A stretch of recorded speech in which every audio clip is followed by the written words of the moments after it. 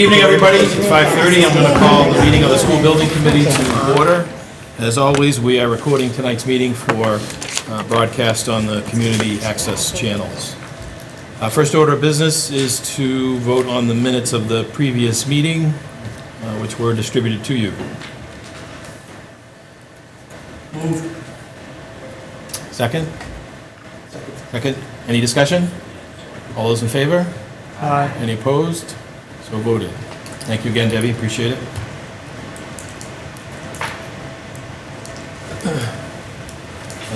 Mitch? Yep. All righty, good evening, everybody. We'll start off with a financial update. We have a couple of invoices to go over this evening. Last meeting, we didn't have any to review. This evening, we have two. We have one for HMFH. That value is 58,666.66. That's their typical invoice we've been seeing, and then one for PMA at $10,685.34. These have both been sent to Kathy, and I think we're tracking right on pace for our feasibility study here. We're about 80% billing complete-wise. And they're included in the warrant for the community. Okay. No issues then? No Respect issues. to Kathy. Okay, great. Motion to approve the financial update? So moved. Second. All those in favor? Aye. Any opposed? So moved. Thank you. Okay. And I'll hand it to James for a quick design All right. update. Starting with our work plan, we're here today. We'll be reviewing the schematic design estimates and hopefully voting to establish the project budget based on the cost estimate, which we've received back and you've seen some highlights of in the draft distributed. Then in 2 weeks, we're back again, third Tuesday of October, and that is another vote to submit the final package to the MSB, the final schematic design package to the MSBA. And then we'll submit 2 days later, meet with the board in December. There'll be some community meetings and the town vote. Just a quick, right after this, we're going to the ZBA. Correct. Tonight, later tonight. Full agenda tonight. Sorry, and that's strictly on the height variance for the third floor. That's the only issue in front of them relative to this project. The schematic design estimating documents include drawings. There's survey drawings for existing conditions. There's civil drawings for utilities, grading, and stormwater utilities. There's landscape drawings, architectural drawings, including floor plans, building elevations, interior elevations, and there's a pretty robust schematic design structural set. Those drawings include some real development of the plan. You've seen some of this, but the plan has moved into a more detailed stage. We're showing structure within it. We're showing structural grid lines, stairs, toilets, all of it.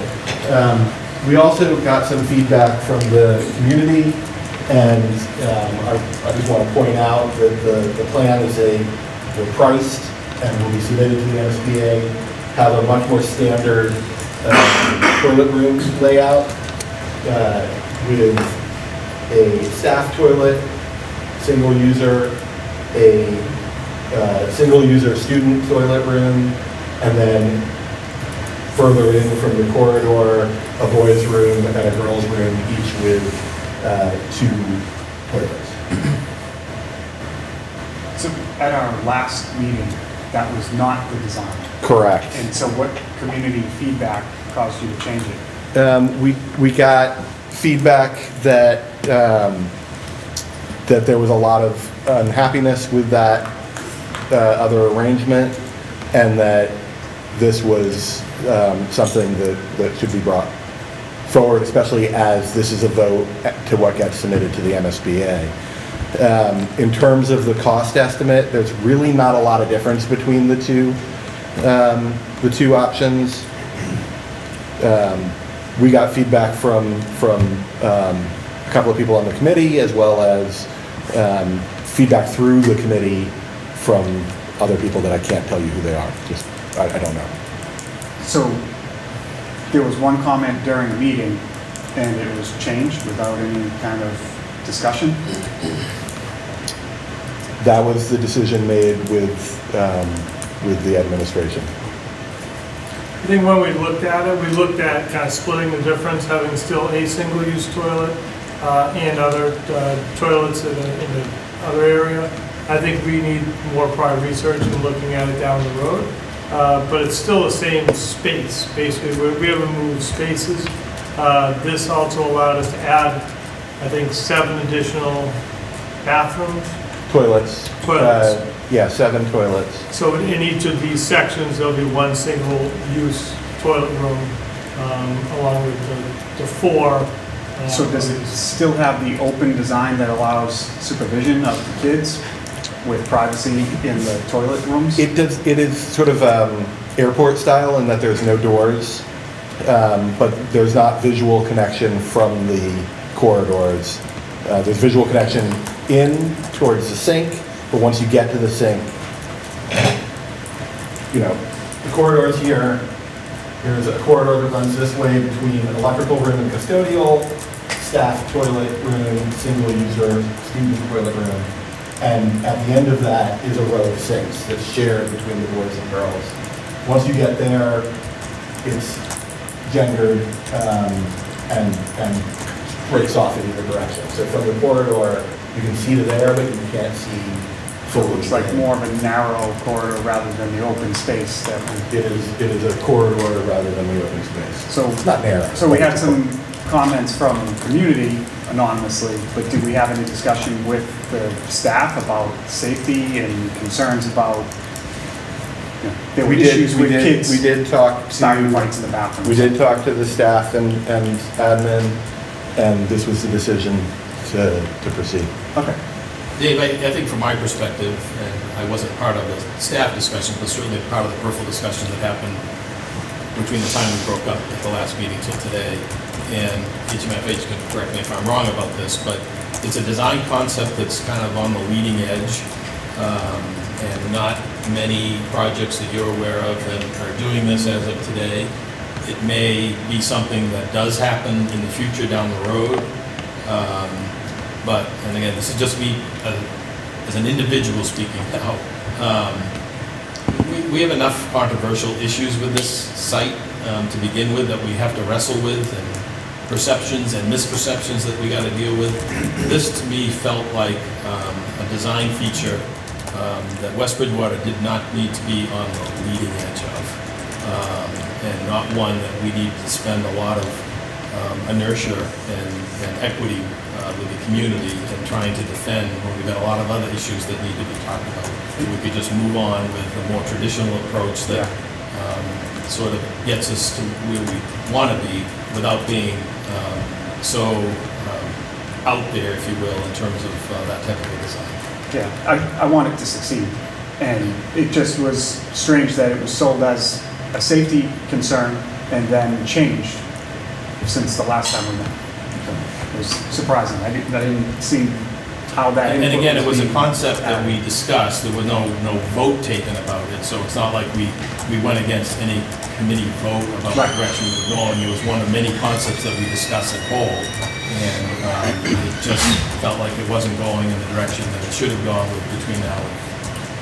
And I will say that the airport style does allow for not the visibility, but you can hear what's going on in bathrooms. So you're at those sinks, or someone walks in, or even walking down the hall, it's very easy to hear what's going on if there's any kind of issues or concerns, where there's any, multiple people in there. You're more likely than not, and here we see it here at the middle senior high school. Okay. All right, thank you. So back to what the schematic design estimating set is made up of. It's also a project manual. This includes basically a description of everything within the project. These are snippets of a multi-page document. what you see here are descriptions of what the exterior wall is made of, descriptions of what the floor finishes are, as just examples of what that outline specification entails. That document, which now is, maybe 20 pages, becomes like 2,000 pages by the time the project is put out to bid. It's something we build upon throughout the process. Also, as part of that project manual are structural narratives and outline specifications, fire protection narratives, plumbing narratives, all those things that you didn't see drawings listed. There are descriptions of those systems, HVAC, electrical, etc. The schematic design estimate represents a lot of the decisions that have been made by this committee throughout this phase, including selecting the mechanical system, air source heat pump system, removing the play field, reducing the overall site development area, and that is squeezing in to get as much as we can outside of the wetland buffer. So that's reduced the overall development size. Removing the wooden bridges, removing district offices from the project. In working with the staff, we've developed a smaller medical suite than we had in the previous phase. And basically developing the program such that all of the space within the program is eligible for the MSBA grant, as we talked about at the last meeting. We've also, through the cost estimating process, made some scope adjustments to kind of right-size the project or right-scope the project. Those include replacing granite seat walls with cast-in-place seat walls within the site, replacing pavers at the outdoor classroom with concrete flatwork and with integral color, reducing the landscape boulders by 50%. Boulders actually are expensive.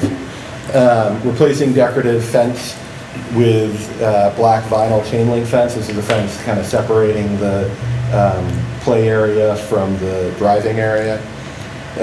Remove retaining wall at playground, didn't need it for grading. Some architectural finish revisions include changing the floor-to-floor height at the first floor. So from the first floor to the second floor, we originally were showing 18 feet. We've reduced that to 16 feet. That takes money out in all that, that 2-foot band of material. We've reduced the size of the windows from, I believe, from 10 feet to 8 feet, but anyway, taking 2 feet out of the windows. It reduces the height of the interior partitions. It reduces the steel tonnage for the structure of the building. It, also comes down 2 feet. So there were savings there. We also reduced the height of the toilet of the tile within the toilet rooms to 7'2" on wet walls. That's walls with toilets and sinks, and to 4'8" elsewhere. So with that, we get to the numbers themselves, and I'll pass to Mitch. Thanks, James. Actually, any questions? Sorry. Any questions on what I've shown or talked about so far? I was just curious, what are the floor to ceilings in the other floors? Say that the floor to floor on the other floors is 14 feet. The first floor has the lower cafeteria, which is a good reason to keep it higher. It also has some music rooms. So those are kind of the drivers for that extra, a little bit of extra height. Is 14 pretty standard then for like a second, third floor? Yes.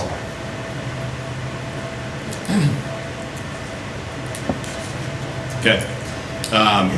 This first slide here is just a reminder of where we were at PSR, our budget when we did the estimates back then for that submittal. So our construction budget at the time was 136 million. That's all outlined in the chart on the left, broken up by each division. And also has other contingencies, et cetera, bonds, insurances built into that. The total project budget was 176 million. The MSBA estimated reimbursement rate was 76 million, with the district share coming in at 100 million. So this is just to remind us where we were at PSR. Oh, Yep. You have a lot of numbers to the left, like as if footnotes, and I don't know where to find what they mean. so that chart on the right, the chart on the right that you see. Under the contingencies. Over here? Things, yeah, everything under. So there. this is directly, both of these are directly from the MSBA's total project budget spreadsheet. So we input some numbers in there based on the construction costs and some soft costs, and they have built-in calculators that will tell us the ineligible costs, which we'll see coming up. And those footnotes are just part of their standard sheet saying that X amount is not reimbursable for construction contingency, or the project scope and budget is not locked in until we meet there. So those are just footnotes on. They're referencing the material that the other group gave, what they're allowing. Yeah, it's referencing the MSBA's sheet that they're driving us on this sheet with their calculators and our reimbursement. So this is just their sheet with some footnotes on there. They're mainly for us when we're typing them in, but we can get you a copy of those if you'd like. No, I was looking to find Yeah. where the footnotes were. Yeah, No, sorry, it's not my reference. It's It's the a valid question, MSBA's. I'm sure others had it too, but. Yeah. All right, so moving forward, we then had the estimate reconciliation with our two estimators. So we have two independent estimators. PMC is the designer estimator, Durham was the OPM estimator. At the beginning, before we were reconciled, I think we're at 132 million, 136 million. So that just goes to show you that they were pretty close independently of where we wanted to be at the time. I And can't then- actually see the numbers that are on the screen. Was that the total project cost that you're? Yeah, I'll get to those too. Okay. Those are also included coming up. So over here, I know it's tough to read, but this is just, we sit down for about 6 hours, everybody, and go line for line and get everybody within 5% of each other so we can reconcile. And at the end of the day, we got it within 5%, and the construction cost was 131 million. And Durham was at 132, and we are using PMC as they are the designer estimate of record for this submission. I'll Yep. say on that, we got every category within 5%. Maybe you can see at the bottom, the big number, the bottom number is within 0.35%. So they're very close estimates, which helps us have a little bit more confidence with them. Good point. So that brings us into where we stand right now with our total project budget. So construction budget, we just mentioned, 131 million. Total project is 169 million, meaning the MSBA, based on our reimbursement rate, which I'll get to in a minute, is about 72 million, and the district share estimate is at 97.5 million. So just wanted to show here, before I get into the reimbursement rate. So the chart on the left has our numbers for estimated square foot costs for base repairs at both Rose L and Howard. And then on the right, you can see this is the new build option that we selected at PSR with our new estimated numbers and total project budget built in. So right now, it's about $97 million for the district to go with a new build at Rose L, versus if both schools were going to be repaired, it would be roughly $96 million, and the MSBA won't necessarily take place in those repairs either. That'd be probably on the district, depending on meeting the needs of the educational plan, which a lot of those repairs probably would not qualify. So when you say both, you mean Howard and Roselle, not Yep. Spring Street? Yep, I don't have Spring Street included in here because we have numbers for the base repair there, but we're keeping that building operational as of now. And their repair cost is over the estimated life of the new building? That's looking at it as if we were just going to repair everything as a new project right now versus a new build right now. So it's not over a span of time, it's just an estimated cost based on the square footage and the needs of the building. And then that doesn't really accommodate the expected enrollment. It Right. it's no architectural per se, it's Yeah. code upgrades, it's things to make it energy efficient to meet the code and anything like that. But it's Yeah. not adding space, changing space, revising Accessibility, space. et cetera. All of that, it's more code. So it doesn't include any numbers for modules? and We that? do have some numbers in here for module, but But that's just to do the work. yeah, that's Do just the to do, renovation that's work. just to do the work, not including overcrowding or expansion. Swing space. Yep, Swing swing space. space. During the project. Just retouching on the MSBA reimbursement rate, we've talked about this previously, but, so it's, our rate right now, the base rate is 54.79. That's the anticipated base rate of eligible costs with the MSBA. We are targeting some incentive points on this project, one being maintenance, which is 1.25 points, and then green schools, which is up to 4 points, and we're gonna qualify, we think, for all 4 of those. So our total estimated rate is at 60.04. That's the number that you saw in the total project budget sheet that we got to our total project budgets with, through that Excel sheet that was shown on the previous slides. And then just to touch on some ineligible scopes, so MSBA's cost caps, $586 per square foot for building costs, $59 a square foot for site cost caps, 20% of soft costs, or soft costs over 20% of the construction costs are capped. Also, square foot exceeding the net to gross ratio, but we do not have that. HMFH did a really good job pulling that out. And then square footage ineligible programs, so additional gyms, hockey rinks, swimming pools. And we don't have that. I don't think we're talking about a swimming pool here. And then there's other costs, moving costs, swing space costs, legal fees, land acquisition, FF&E, so furnitures, fixtures, equipment, and IT technology is capped at $1,200 a student. So those are, anything above that is ineligible. Question? Yep. So, just on the reimbursement rates, so the latest 97 million plus or minus town share Yep, assumes the 60% rate? yep, because that's our anticipated target rate with the MSBA. But the net, you know what, continue on. That's the estimated reimbursement rate. The actual rate of every eligible dollar works out probably a lot smaller than that. And we don't, I mean, we could roughly calculate that after we sign the project scope and budget, most likely. And based on those numbers, you do have a rough calculations on that. On a previous slide, I was looking for it and I couldn't find it, maybe I just missed it. There was $39 million or so of ineligible costs, but I didn't see an itemization of what makes that dollar amount. And I'm just wondering, did I miss it? Is it No. this slide? So I have this slide real quick, and then I have an ineligible cost breakdown, which is the sum of the ineligible costs. So this slide right here, while we're on it, is the sum of all of the ineligible costs that are in that budget sheet that I was talking about, the 3011, or they like to call it the total project budget sheet. So in our scenario, we have about $42 million of ineligible costs. And so that, in that sheet, is what the MSBA will not participate in. And this is because of the caps. So the Yep. biggest one you're seeing is construction costs, and MSBA has a cap on what construction costs. At Even the- though they know that construction costs more, they're not meeting today's dollars of construction across the board. That So was just that's, gonna be a question. that's the big Yep. one. Yep. So 42 million of the 170 million project cost roughly is not eligible for any reimbursement. Is that correct? Yep. And it's included in the 170 right now? Yep, the costs are included, they're just ineligible costs. They're not gonna participate in that reimbursement.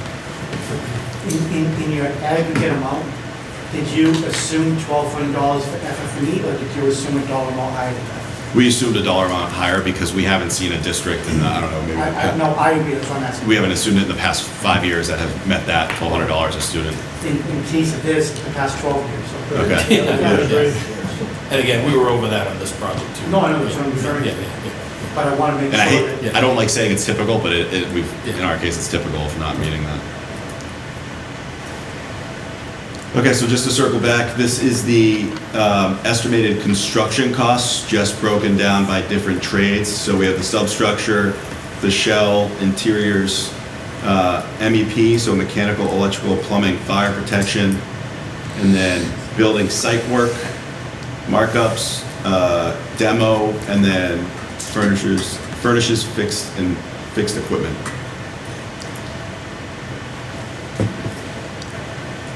And then I was just talking about the ineligible costs that you can see here that make up that 42 million of ineligible costs: mailing, moving, furniture, fixtures and equipment, technology, OPM, construction admin, designer, construction admin, and the construction and site costs are the biggest bucket here.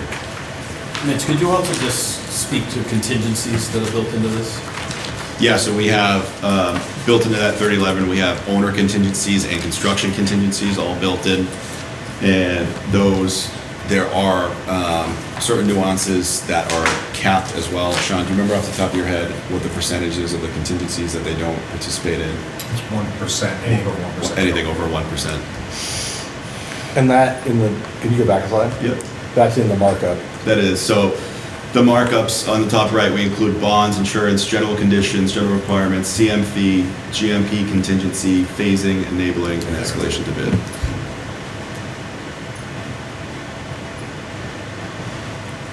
Yep. One of the things listed in under contingencies was design contingency, and that was a big number at 9 million. So I can, Yeah. I don't know, was it in the I construction? can talk to that. Yeah, it's in the, Are you in the it's in the construction construction It says, estimate. Design it pricing. says design contingency. Design and pricing contingency. So what that is, it is money within the cost estimate for the trades, for, materials and labor to actually build the building, that is not yet defined because of the stage of design that we're in. And as we continue through the process, the percent of that goes down. What happens is those dollars get get defined and move into bricks and mortar. So this is a bucket, you're putting a sum of money you know you're going to spend somewhere else, but It's not. part of the building itself. It's required to build the building. We just are only at schematic design, so the cost estimators can't see every single line to put and allocate it. We're So not that it's, level of detail, right? we're not at that level of detail. It just seemed like a large number at this point. So Right, it's part of the building cost. At schematic design, it's always 10%. And as we move through the design process, at DD, it'll be less than 10, and at 60% CDs, it'll start to dwindle down. Our 90% estimate will still have a little bit, and then the bid, of course, doesn't have any of that left. And is that, James, this might be a softball, but is that based on estimators, what they're seeing out there in the market, current market conditions that they're carrying, or is that a typical cost? It is a typical cost Yeah. that you see on Okay. every schematic design project is gonna carry, 10%? everyone I've ever seen is 10%. Okay. Perfect. Just wanted to clear the air on that one. Yeah, no. Okay, those are the slides for the budget before we get into a vote. I assume you might have some questions tonight? Well, again, so when I was talking about the itemization, I saw the pie chart, but, yeah, I think that's 21 million in the construction, 31. 31 million. So obviously, that's a big piece of a pie that's not really broken down. So It's- just give me an idea as to what we're talking about. Is that caps? Is that 100% of X is not going to be subject to reimbursement? No, what does that give us an idea as to what's in that piece, in that slide? Well, it's mainly the cap on cost per It square is, foot. yeah, I was gonna go to that. It's like, so the construction cost that you see, that $31 million, is the 586 square foot building cost on the square foot.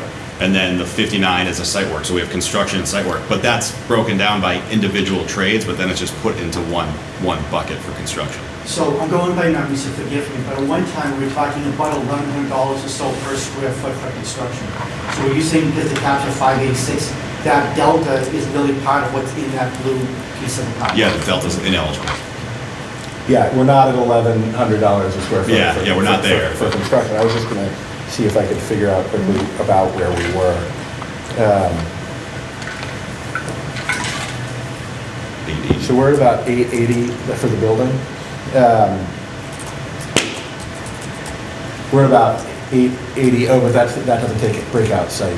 So, but anyway, Yeah. we're around 800, let's say, once you could take out the site numbers. And so anything above the 586 to get to that is ineligible. And that's by far the bigger part of that blue piece of the pie chart. In, when you guys do your estimating, what part of this are you most concerned about? Like, is it site work?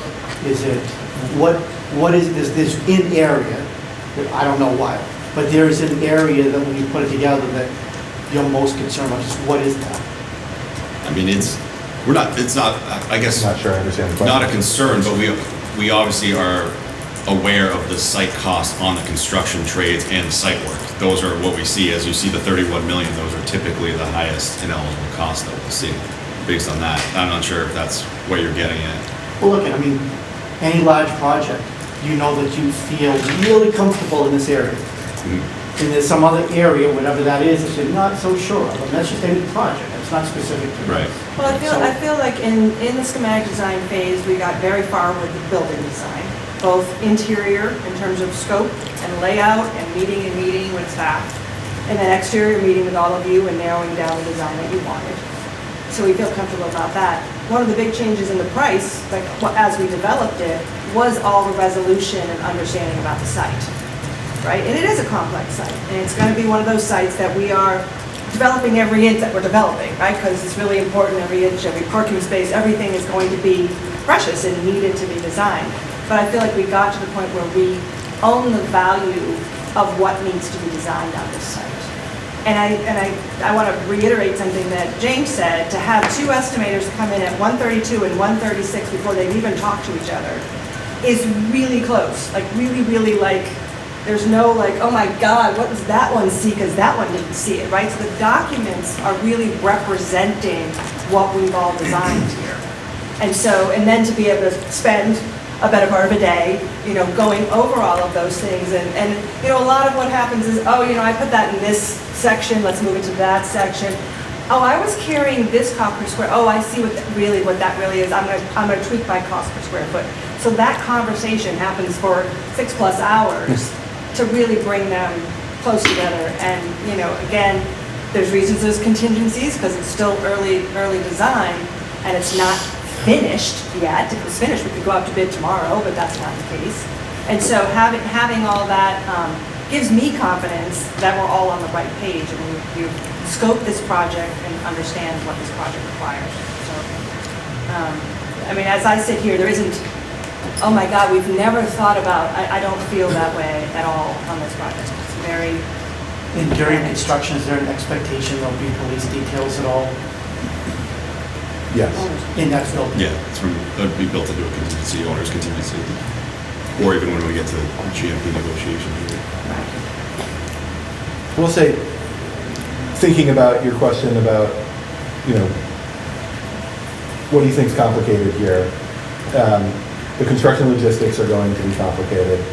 The decision to go with a CM has already been made, and I think that'll help us a lot to get a CM on board as soon after the vote as we can. And that'll help with the logistics of police details, et cetera. They'll advise on what they think we should be in and out, access roads, et cetera. So it'll be good to have them. You know, and our charge, and every time we get an estimate, like we were just describing how that contingency goes down because the detail has gone up, our charge is to stick with this number, right? I mean, we don't know what's going to happen with tariffs. We don't know what the contractor is going to bring to the table, all of that. But once you all vote a budget, our collective charge is to stay within that budget. And so we will look at VE items when we need to and discuss them and decide, well, okay, oh, we moved the tile down to this level, maybe we move it to this level, and what's that dollar amount? I mean, we will do that at the DD, the 60% CDs, and then we'll get to the end and make sure that we have the number staying within the budget this group is voting on. That's our job. And it's the same process again. I hate to harp on this project for this building, but it's what we did for this building here. And a couple of you who were with me as part of that process for this building know that we did do that value engineering process during design development, and we did end up coming in under budget. So I'm not making any promises for that, but I'm glad Gloria is making a statement about holding to that number that we vote on. But the objective is always, if we can, to find savings along the way, if there are any, and working with the contractor and the subs, and hopefully we'll be in a good spot at the end of the project.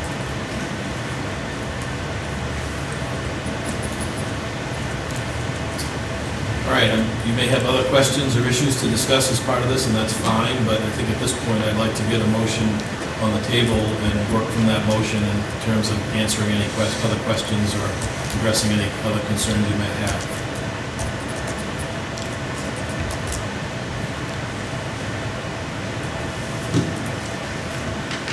So again, this total project number is basically our not to exceed number. It's the number that will go forward in the MSBA submittal. It's the number that the MSBA board will base their vote upon in December. It's the number that we'll bring to town meeting whenever that's scheduled. And to be clear, it's the 169, 640, 380. Right. That's the key number. And earlier you showed an agenda item, we're going to take another vote at the next meeting. How does that differ between this vote? It's the formal vote that MSBA will require of us of the actual submittal package. So you'll see, you know, the actual detail of the submittal package that will go to MSBA 2 days after we have that meeting. Which is very typical. We did it at PDP, PSR, and it's, 800 pages of documents that we submit over to Yeah, them. you'll have the whole SD set and all the other estimates and all of that will all come to you all beforehand. And that's what we submit to MSBA, and they don't want to know that you've all seen it and you're okay to submit it to them. That's what that vote is for 21st. And this two-vote process is kind of built into the MSBA process. They require, before we submit the final package, we need you to vote to submit it. And 10 days before that, 10 days before we submit that final package, they want to know what the cost is going to, what the set budget is. So that's why we're voting into. Yeah, it feels a little awkward. I get that. It's fine. Yeah, but that And we're following their ground rules on how the votes come. So. And then the schedule, again, it's all part of this conversation, that's what I'm asking. Yeah, sure. So the schedule appears that after October 23rd, are we envisioning having additional meetings between then and town meeting vote? We haven't really talked about, I think we talked about maybe having one. We'll have, a couple of community forums, obviously. We may have one just to take a pulse on, maybe right after the MSBA vote. Just to kind of talk about items going into the town meeting vote in January. But we'll have no real work to do at that point once the submittal is done until we get past the town vote. So there's no vote, we don't actually take a vote to recommend the project, which is. Well, that's what your vote to recommend the project is implied with the submittal package going to MSBA. That's On the 23rd. on the 23rd. 21st. I'm so sorry. Yeah, 21st. So that vote on the 21st is a reinforcement, basically, of the vote you're taking tonight and a endorsement of the submittal package with the submittal steps of the submittal package being MSBA in December, town meeting vote after that.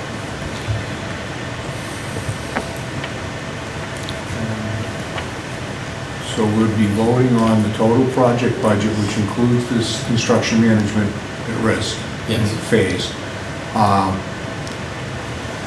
When MSBA sees that total number, that you give them 10 days before we vote on the submittal package, when do we hear if they're coming back with that same reimbursement number or if there's going to be less money available? Yeah, we'll have in December at the board meeting when we look at the project scope and budget.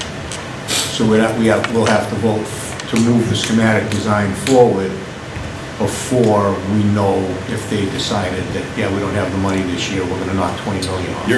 You're in the program. I think it'd be very highly unlikely if we got to the project scope and budget and said they couldn't fund the project. We haven't heard otherwise from the MSBA. Yeah, they may, this form that Mitch has talked about, this 3011 form, is a very complicated Excel sheet.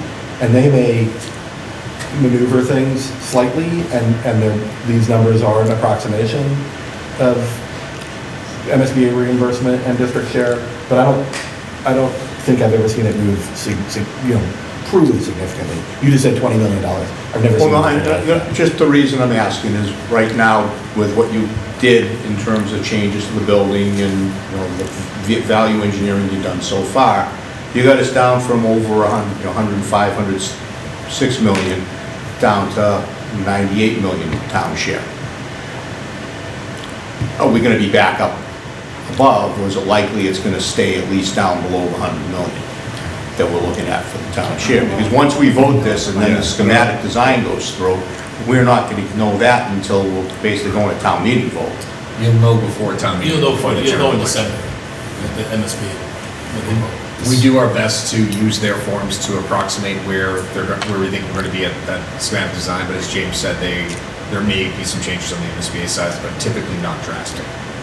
But we will have that, Prior to but prior to that time when we have to go to town meeting, we'll know what the full number. based on the current schedule, yes. I'm not standing up at town meeting not knowing that. Well, I didn't think you'd want to, but that's why I'm asking the question, because and I don't blame the people over here, I blame the MSBA for the way they run their schedules and everything. I don't like the way that, because we are pushed into things all the time.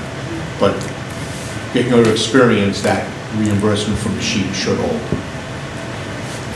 It will not be, I would be surprised if the MSBA's reimbursement was 72,133,593.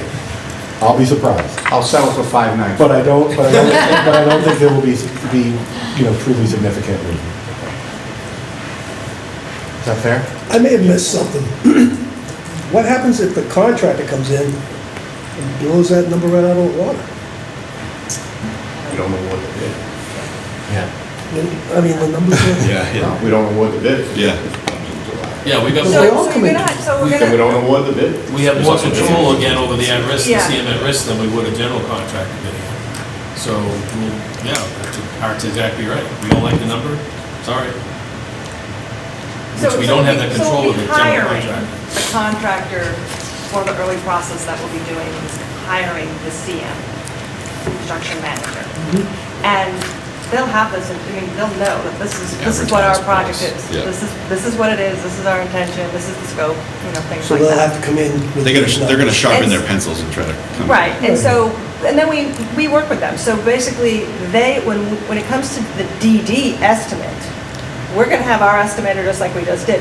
They're gonna have their estimator, and we're gonna do another reconciliation that's one of the biggest pushes in the project, is to bring them on board to see what we see in these documents, and so they understand the project. And so, once we're over that hurdle, now they own that number, they own that estimate. They're working with us also to keep that estimate where it is. So, and there are contingencies, because, again, we're so early days, there's contingencies on design, there's contingencies on a lot of things. So, the idea of having a CMR is they are part of the team. And, they're working, they're strategizing, Oh, I they're agree figuring out with ways. CSI. Definitely have one of those. Yeah, I mean, unlike if we go way back, I don't even want to bring it, but if we went to a general contractor, right, 149, then you have the chance of the project coming in over budget anyways, based on. No, I get that. Yeah. I get that. Yeah. There are value management strategies that can happen. If you go over bid, you can reduce scope, you can change finishes, there are ways to get the project back down on the budget. And we're hoping that using our two estimators early on and doing proper planning, that when we get to that point, we'll have sufficient budget. But that's not something we'll have to do at the time. All right, can I, once again, I'd like to be working this point forward from a motion on the floor, if possible.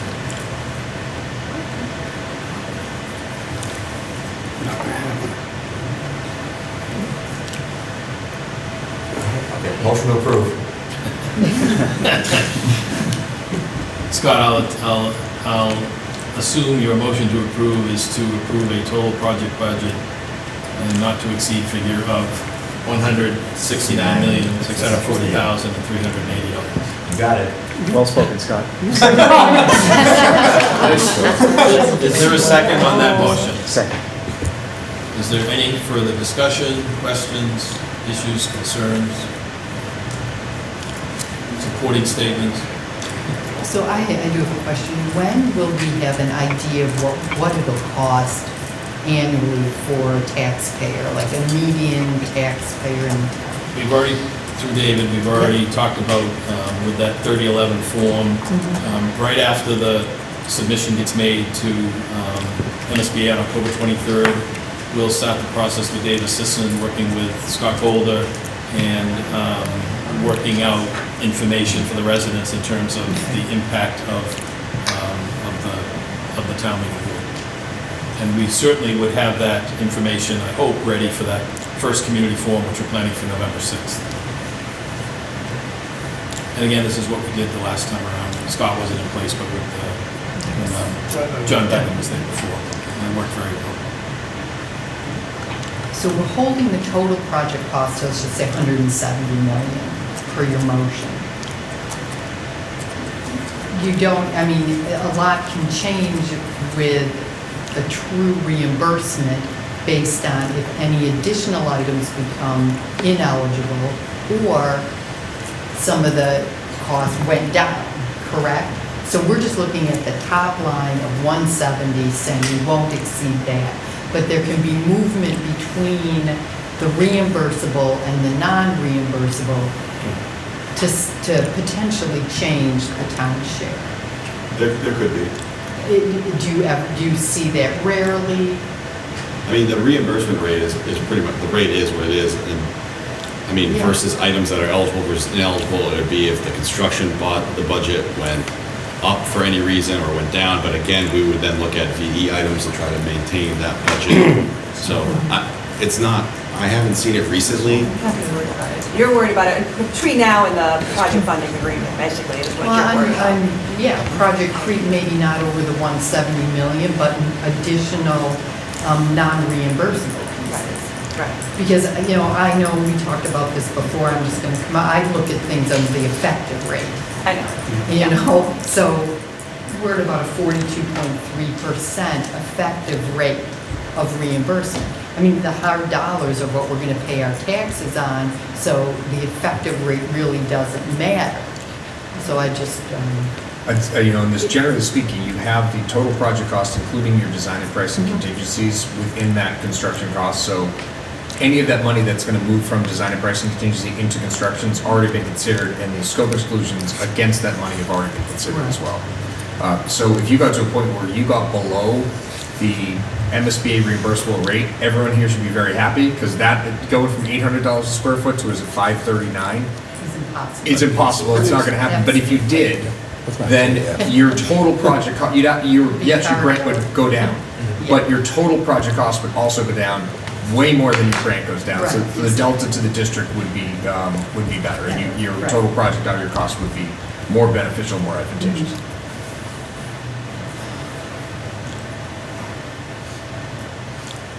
Any other issues before I call for the vote?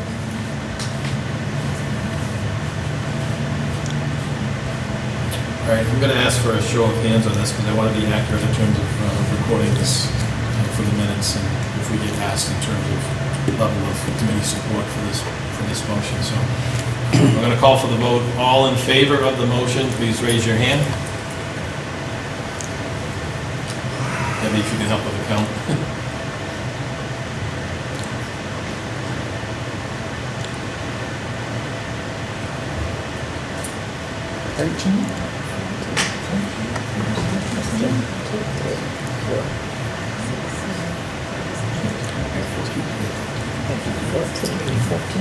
Fourteen. 14.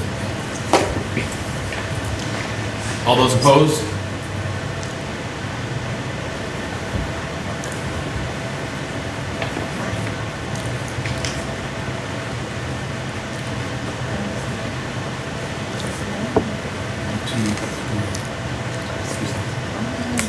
Four? Five? Ah, sorry, I missed the thing. Okay. All right, thank you. Okay, just a couple of our standard slides. So our cash flow is tracking right on track for our feasibility phase here. Any questions on the cash flow? I know it's pretty standard at this point. Schedule, we've talked about a lot tonight. Schematic design submission, October 23rd to the MSBA. We're gonna get them some information 10 days prior, and then we are gonna have our December board meeting with them. And then followed by would be town vote, first town meeting and town vote.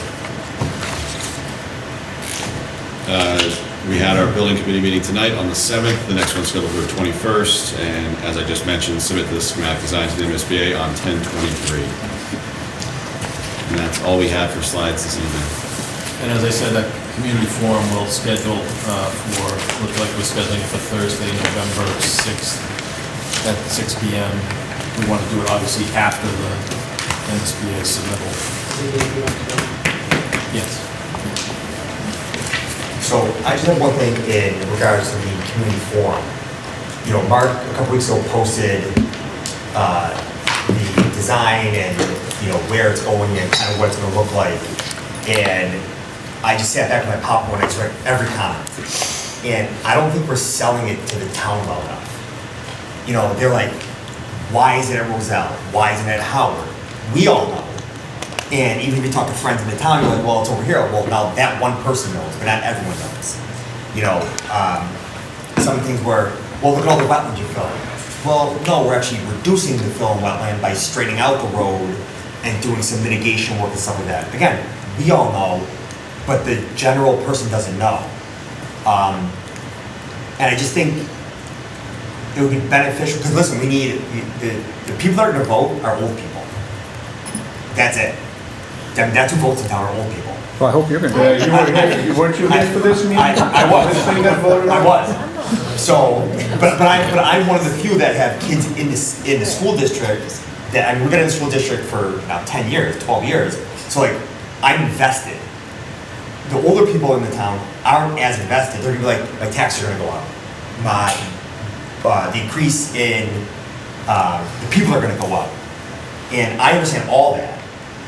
But I think you guys had a lot of good slides tonight about it would cost, you know, $96 million to renovate everything, and it's only gonna cost us $97 million, and we're gonna get an additional $70 million from the state to build a new building.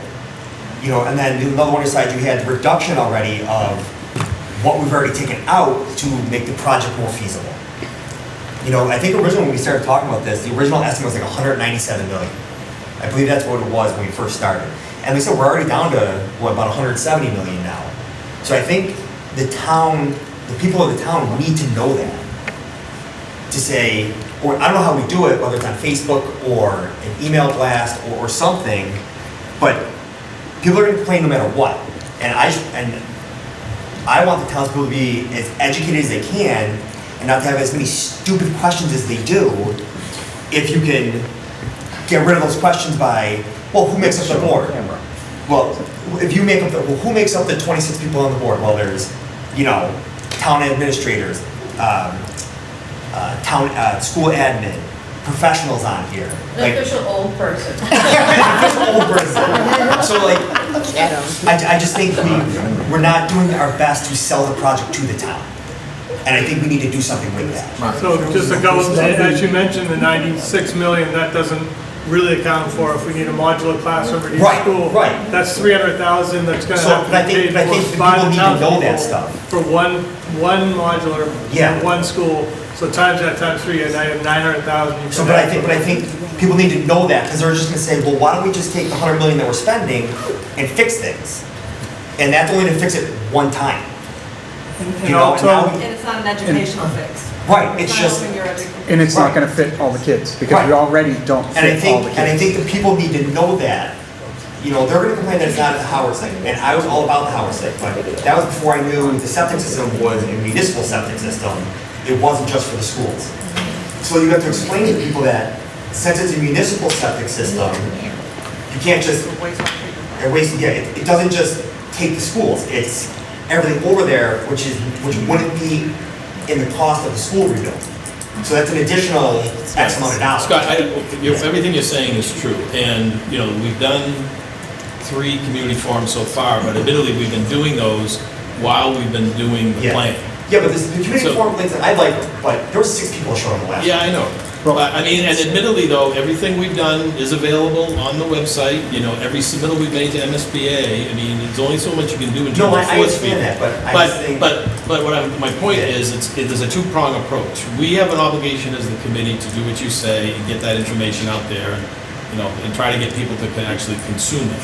And we will now do a number of community forums between October 23rd, and whenever the town meeting is, they'll be the same, because we're not changing the story at this point. We've got a story to tell. It'll be the same story no matter how many times we tell it. But what also has to happen, we cannot do it. Your role as school building committee members is limited in terms of what you can do politically. You can't go out and be the get out and vote group. We have to have a separate group that has to function in that capacity.